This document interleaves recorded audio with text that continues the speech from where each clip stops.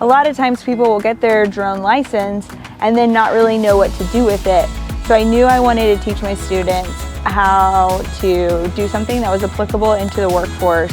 And I spoke with some other high school teachers about what they would do with their students, and there was one teacher in particular in Wisconsin who said he used his students to fly a drone around the campus to do energy audits. And I just thought, oh my gosh, we could totally do that, and that would really help our district. I applied for the grant last year, I got the grant, and then kind of it's just been off to the races since then. At the beginning of the school year, Mrs. Flores reached out to us about the possibility of her drone interns helping us out, where we utilize the images they could get from their drones.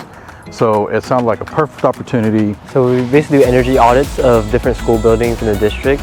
So we use our thermal drone, our DJI drone, and we basically take pictures of the schools and also thermal imaging of the rooftops. So we fly the DJI Mavic 3 thermal drone. So that drone, it has 3 cameras on it. It's got a wide lens, a zoom lens, and then a thermal camera. I think my favorite part is the amount of freedom we have. It's like we make our own schedule, and we plan out like when we want to go to this middle school or this high school.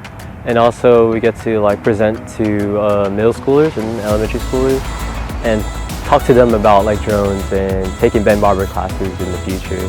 Seeing how I can make an impact on the people, like the younger people, is also very rewarding. I really am a big proponent of utilizing students for any kind of issues and jobs and any kind of tasks that we have in the district. So this is a lot of fun because I think getting them involved, we got this great, huge talent pool that we probably haven't tapped into yet of students that can do a lot of these things. Energy department has been amazing and wonderful in just taking on the students, and Brandon and Brady are just amazing students, and they have so much maturity.